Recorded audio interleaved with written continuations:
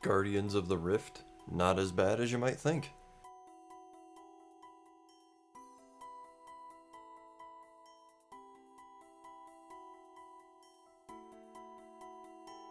So to play Guardians of the Rift, you have to complete the Temple of the Eye quest.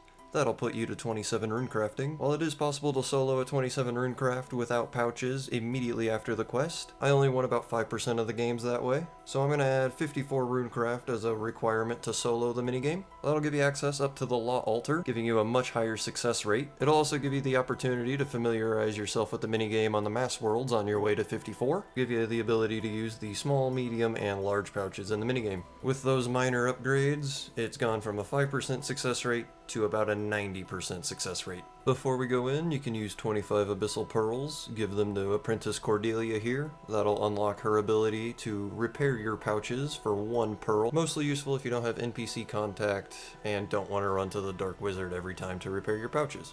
Also, we want to have the Guardians of the Rift plugin. Not only does it highlight a couple of things, but it'll make the active portals much more distinguishable. The main thing is this time to start and time to portal timer at the top. As the portal to the huge Guardian remains is appearing, the timer will turn from green to yellow to red to let you know that it is close to showing up. I usually prefer to keep my camera facing toward the east. Let's just jump right into it. So when your game starts, grab 10 of the Encharged cells, grab a weak cell, and come up to the front barrier.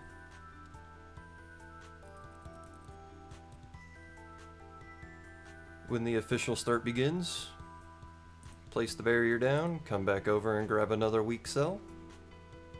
If you have the agility shortcut, go ahead and craft that golem here to the side and head on down and start mining. I'm going to assume that we don't have that agility level, so we'll make this golem and come to this mine.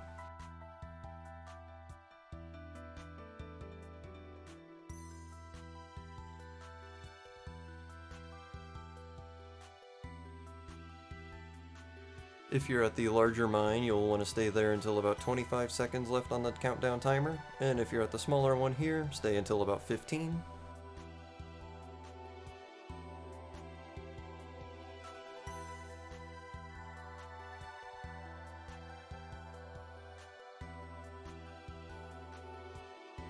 At the 15 seconds, we'll head over to the workbench to make an inventory. And when the game starts with the portal spawning in, we'll just follow this key on screen. Not a bad start. We'll begin with the fire altar. That'll give us a red cell. So instead of wasting it upgrading the barrier, we'll instead make our first red golem. Deposit our runes. Power up the guardian. And we still have a little bit of time before the first portal spawns in.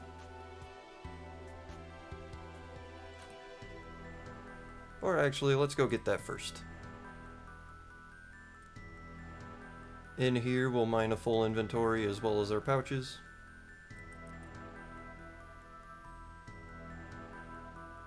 Exit the mine, and always go into the strongest available altar. And again, we have a green cell, so we can't give it to one of the golems since we already have 2, so we'll use this one to power up the barrier. Look at their health if we can while we're here. Give the guardian his essence, and we'll steal another overcharge cell while we're right next to it. You don't have to have essence to craft a cell from the altars. Now we can use this to either replace the weak guardian that we have fighting, or go upgrade it to a green altar.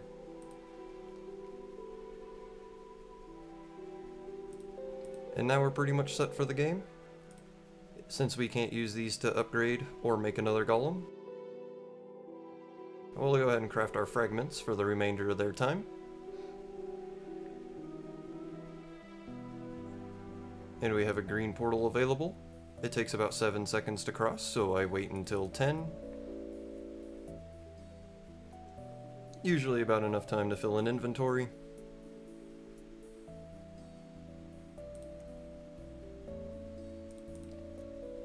And again, we have a green cell. Cannot build a golem with it, so actually I'm going to drop off the runes first since the portal is about to show up. Power up the Great Guardian.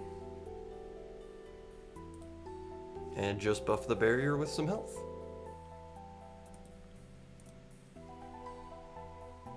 The portal is available, so we'll head into here.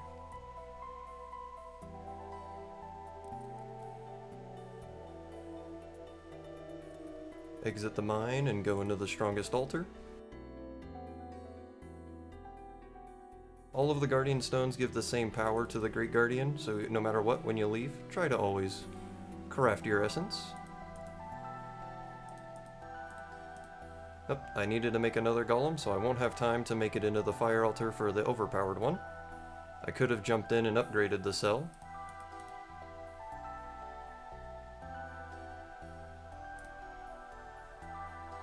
We have time for the portal, so I'm actually going to craft some more since I have an entrance into the nature altar again.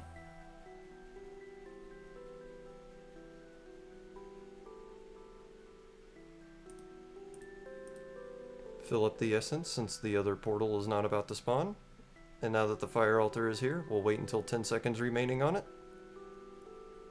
And run no matter what our inventory looks like.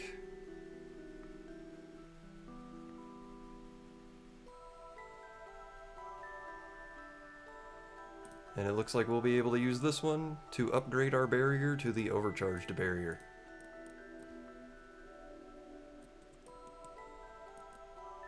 Looks like our golems are still fighting okay, their health is strong enough. The portal is about to spawn, so we'll go ahead and drop off the runes. Grab some more of the uncharged cells while we're here. And it should show up in 3, 2, 1. There we go. Rinse and repeat, mine a full inventory and pouches.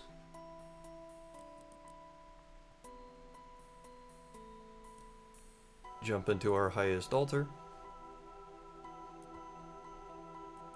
We have another green cell. Can't make another golem, so we'll just buff the barrier. I don't have time to get to the fire altar, so we'll deposit. Power him up. Buff the barrier. And since I'm low on fragments, I'll go back to mining. The barrier is strong. We're now down a golem. So, I'll get about another roughly plain inventory of the fragments here. And at the 10-second mark, run over to the Guardian of Fire again. Craft without essence just to get the overcharged cell.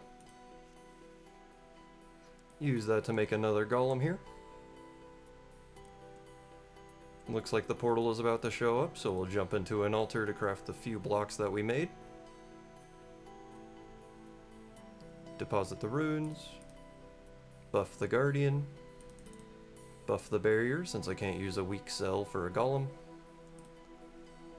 And the portal should spawn here in a second. There it is.